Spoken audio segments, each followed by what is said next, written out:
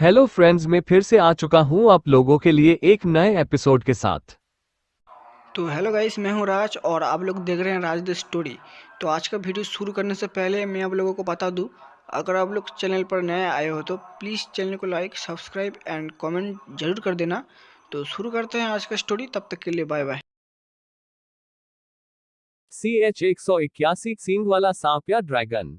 शाम को 12वीं पहाड़ी अंधेरे के अघोष में कहीं गुम सी हो गई थी। तभी शौर्य के कुटिया के बाहर कुछ हलचल सुनाई दी। शौर्य जो अपने घोड़े बेचकर सोया हुआ था, अचानक उसने अपनी आंख खोली और उठकर बैठ गया। जब उसने बाहर झांक कर देखा तो उसे अंधेरे में कुछ साए नजर आने लगे। उन्हें देखकर वह समझ गया कि ये लोग उसे ही मारने के लिए आए हैं। शौर्य ने एक जोरदार सांस भरी और चिल्लाया, गुरुदेव, दुश्मनों ने हम पर हमला किया है, जल्दी बाहर आइए। इतना कहकर शौर्य बड़े ही तेजी से अपने बिस्तर पर से गायब हो गया। उसे अपनी जगह से इस तरह गायब होता देख उसे मारने आए लोग दुबक कर झाड़ियों में छुप गए। पर यही उनकी सबसे बड़ी भूल थी, क्योंकि शौर्य भी उनसे यही चाहता था।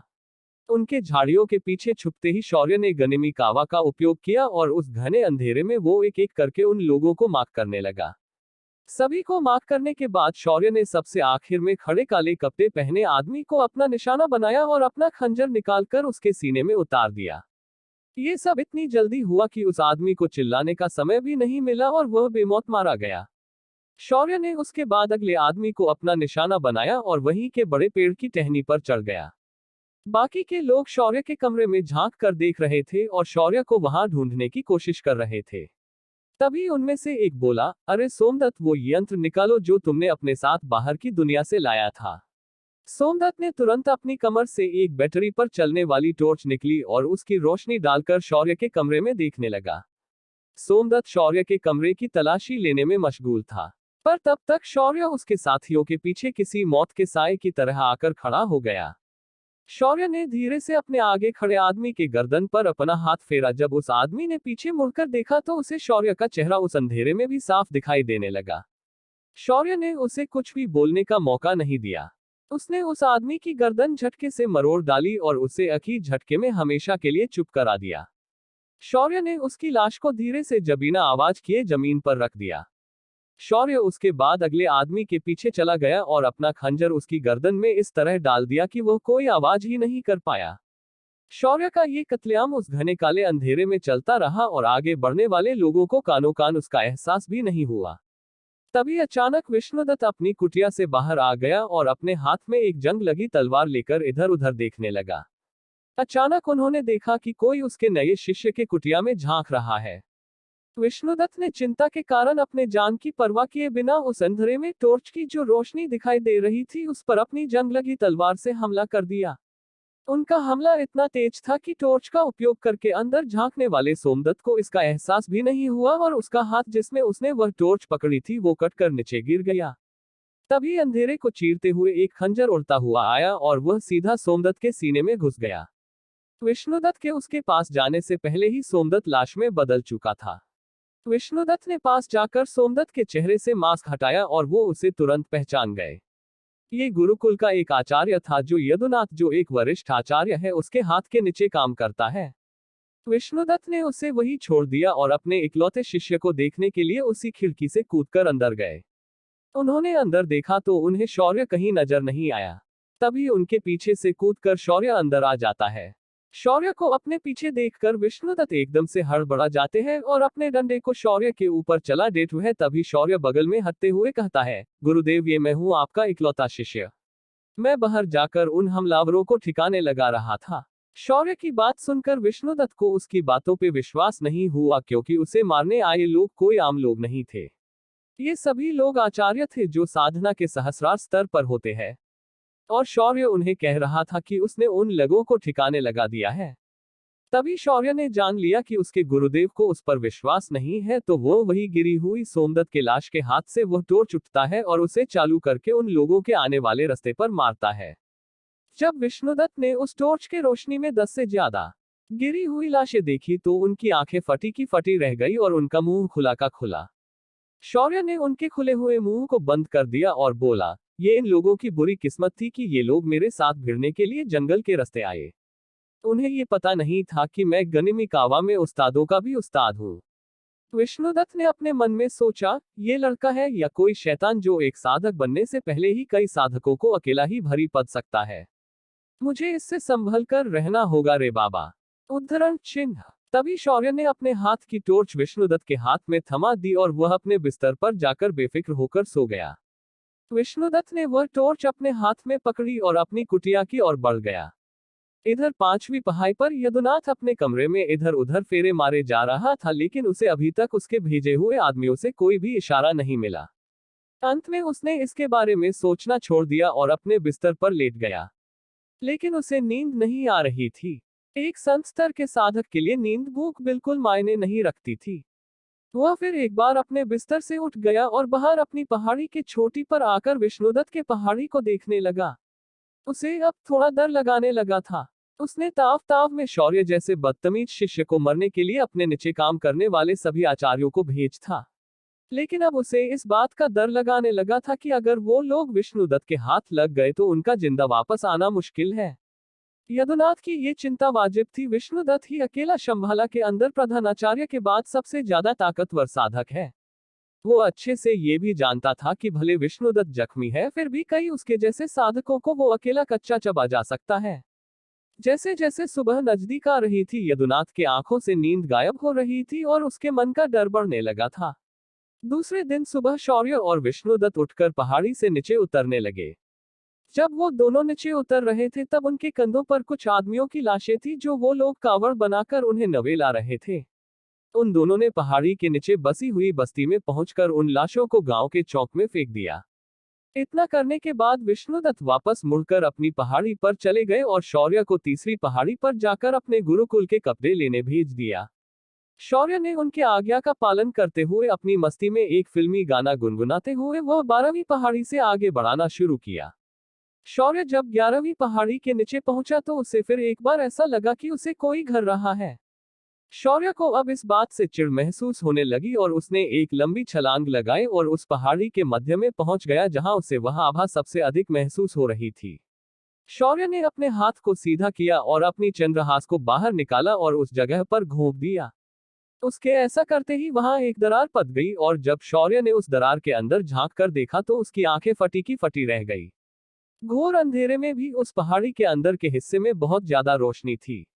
उस रोशनी में एक चमकदार चांदी के रंग का विशालकाय जीव अंदर बैठकर शौर्य को ही देख रहा था। शौर्य ने जब उस जीव को ध्यान से देखा तो उसे एहसास हुआ, अरे ये तो चाइनीज ड्रैगन है जिसके 5 पैर होते हैं और वो बिना पंखों के हवा में उड़ सकता है। शौर्य ने उसके शरीर को ध्यान से देखा। उसका शरीर मछली जैसे खवलों से बना हुआ था और उसके सारे खवले चंडी के रंग से चमक रहे थे। उसके दांत नुकीले और चमकदार थे, मानो वो रोज उन्हें ब्रश करके रखता हो। उसके नाक के नीचे 2 लंबी मूंछें थी। उसकी आंखें सांप जैसी दिखाई देने लगी थी। वो शौर्य के वृत्रा की तरह दिख रहा था मगर थोड़ा अलग था। इस ड्रैगन ने खुद के शरीर को कुंडली मरकर रखा था, जैसे कोई नाग अपने शरीर को गोल गोल लपेट कर कुंडली मारता है। शौर्य को तभी एक महिला की आवाज सुनाई दी। इतना भी क्या देख रहे हो बच्चे, मुझे यकीन नहीं हो रहा कि युद्ध के देवता का वारिस आज यहाँ इस आयाम में आएगा। तुम्हारा मैं इस आयाम में स्वागत करती हूँ। शौर्य ये सुनकर हड़बड़ा गया और इधर उधर देखने लगा। अंत में उसकी नजरें उस ड्रैगन पर रुक गई।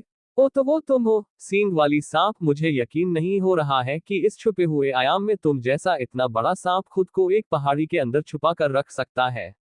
शौर्य ने उस ड्रैगन को बिल्कुल भी कोई इज्जत नहीं दी और उसे सींगों वाली सांप भी कह दिया। शौर्य की ऐसी बात सुनकर भी वह ड्रैगन शांत रही और बोली, तुम यहाँ जो भी करने आए हो वो करने की सोचना भी मत। ये भगवान कल्कि की जन्मस्थली है। अगर तुमने इस जगह को थोड़ा भी नुकसान पहुंचाया तो मैं खुद बाहर आकर तुम्हें खत्म कर दूंगी। उस ड्रैगन की बात सुनकर शौर्य ने खुद को दरार से अंदर ले आया और उस ड्रैगन के चेहरे के सामने हवा में खड़े होकर उसने अपने सर से काली की चुराई हुई स्मृतियां उस ड्रैगन के दिमाग में ट्रांसफर कर दी और फिर उसे देखकर बोला, मुझे ऐसे मच्छरों को मरने का कोई शौक नहीं है, पर तुम्हारा शंभाला पहले ही कली के हाथों में जा चुका है। इस वक्त उसका सबसे बड़ा प्यादा इस जगह को अपने मन के अनुसार चला रहा है। अब एक काम करो, ये तुम्हारा अपना मामला है तो इसे तुम खुद बाहर आकर सुलझा लेना। मैं अब वापस भर की दुनिया में जा रहा हूँ। इतना कहकर शौर्य ने अपने हाथ से हवा में एक कट लगाया और उसके सामने स्पेस में एक दरार बन गई और वह उसके अंदर कदम रखकर जाने ही वाला था, तभी वह ड्रैगन अपने इंसानी रूप में परिवर्तित होकर शौर्य के पैरों में गिर गई और बोली, हे भैरव, आप हमें इस संकट के समय ऐसे छोड़कर नहीं जा सकते। आपको इस आयाम की रक्षा करना पड़ेगी, वरना ये दुनिया कली के हाथों तबाह हो जाएगी। फिलहाल मैं इस जगह से बाहर नहीं आ सकती, क्योंकि वो मैं ही थी जिसने परीक्षित को सांप बनकर काटा था। मुझे सबक सिखाने के लिए उस परीक्षित ने मुझे कल्कि के जन्म तक इसके अंदर बंद रहने का श्राप दिया है। अब आपको ही इस आयाम को बचाना है, वरना ये आयाम नष्ट हो जाएगा। शौर्य ने मुस्कुराते हुए उस ड्रैगन को देखा, जो इंसानी रूप में किसी अप्सरा से कम नहीं लग रही थी, पर शौर्य को उसके खूबसूरती से कोई लेना देना नहीं था, मगर उसकी नजरें उस ड्रैगन लड़की को घूरे जा रही थी। उस ड्रैगन ने इंसानी रूप में आते ही उसने अपने शरीर पर सफेद रंग की प्राचीन बनावट की एक ट्रांसपेरेंट ड्रेस पहनी थी। उसके ड्रेस के अंदर के सभी अंग शौर्य को साफ साफ दिखाई दे रहे थे। उस ड्रैगन लड़की के सर पर 2 छोटे सींग दिखाई दे रहे थे और उसके चंडी की तरह सफेद बाल उसके कमर तक आ रहे थे। उसके ओंठ गुलाब की पंखुड़ियों की तरह लाल और नर्म दिख रहे थे। शौर्य ने अपनी थूक निगली और अपने गले को गिला करके उसने अपनी नजारे सिर्फ उसके आंखों पर टिकाए और बोला, अभी अभी कोई मुझे बड़ी अकड़कर यहाँ से चले जाने के लिए कह रहा था। तो अब इस युद्ध के देवता का यहाँ रुकने का बिल्कुल भी मन नहीं है। मुझे तुम्हारे आने वाले भगवान पर पूरा भरोसा है, जब वो आ जाएंगे तो वो खुद इस समस्या के साथ निपट लेंगे। तब तक मुझे सिर्फ इतना करना है कि बाहर जो कली ने आतंक मचाया है उसे खत्म कर दूं। बाकी तुम तो काफी ताकतवर हो, तुम उस मच्छर प्रधानाचार्य को तो संभल ही लोगी। शौर्य की बात सुनकर वह ड्रैगन लड़की उससे विनती करते हुए बोली, अगर आप चाहे तो मुझे अपना नौकर बना लीजिए, मगर इस आयाम को छोड़कर वापस मत जाइए। चाहिए तो मैं आपके साथ हमेशा हमेशा के लिए आपकी दासी बनकर रहूंगी, पर आपको इस आयाम को बचाना होगा। शौर्य के सामने इतनी शक्तिशाली ड्रैगन गिड़गिड़ाने लगी थी, तो आखिर में उसने उस दरार में रखा अपना पैर वापस लिया और उसे देखकर बोला, ठीक है, मैं अभी नहीं जाऊंगा और इस समस्या को सुलझा दूंगा, पर उसके बदले मैं तुम्हारा श्राप तोड़कर तुम्हें यहाँ से अपने साथ ले जाऊंगा और तुम्हें मेरे साथ सामरलोक के लिए आना पड़ेगा। जब मेरा वहां पर काम खत्म हो जाएगा तो तुम धरती पर कल्कि के आने से पहले वापस आ जाना। शौर्य की बात सुनकर वह ड्रैगन थोड़ी चिंता में पड़ गई। फिर अपने मन में कुछ निर्णय लेकर उसने शौर्य को देखकर हाँ में अपनी गर्दन हिला दी और शौर्य के आगे घुटने पर बैठ गई। शौर्य ने अपने उंगली पर एक कट लगाया और उसका सुनहरा खून उस ड्रैगन लड़की के मुंह में गिर गया। शौर्य का खून उसके मुंह में जाते ही उस ड्रैगन के शरीर में अचानक बदलाव होने लगे। उसकी ऊंचाई जो पहले ही ज्यादा थी और थोड़ी बढ़ गई। उसका शरीर थोड़ा और बड़ा हो गया। उसकी ड्रेस उसके शरीर से और अधिक चिपक गई और वह और भी अधिक आकर्षक दिखने लगी। शौर्य ने ये बदलाव देखे और उसका गला पूरी तरह सूख गया। उसे अब कुछ भी नहीं सूझ रहा था कि क्या बोले और क्या नहीं। शौर्य ने खुद को काबू करने की कोशिश की और वह घूम गया और बोला, हमारी पहाड़ी पर मैं अकेला ही शिष्य हूँ और मेरे हर दिन के काम में मुझे मदद चाहिए, तो मैं चाहूंगा कि तुम मेरे साथ उस पहाड़ी पर रहो। इतना कहकर शौर्य ने अपने हाथ में आध्यात्मिक पानी लिया और कुछ मंत्र बोलने लगा। उसके बाद उसने उस पानी को उस ड्रैगन लड़की पर छिड़क दिया। उसके ऐसा करते ही उस पहाड़ी पर मौजूद बैरियर टूट गया और वह ड्रैगन इस श्राप से मुक्त हो गई। उसे मुक्त करने के बाद शौर्य पहाड़ की दरार से बाहर उड़कर चला आया। उसके पीछे वह लड़की भी आई। तभी शौर्य बीच हवा में रुक गया और पीछे मुड़कर उस ड्रैगन को देखते हुए पूछा, वो तुम्हारा नाम क्या है? मैं तुम्हारा नाम पूछना भूल गया था। क्या नाम है इस ड्रैगन लड़की का? क्या शौर्य आज बिना कोई हंगामा खड़ा किए अपना काम करेगा? क्या भंडारगृह पर उसे उसके कपड़े मिलेंगे? क्या कहेंगे विष्णुगुप्त इस नई लड़की को पहाड़ पर देखकर? अब क्या होगा आगे?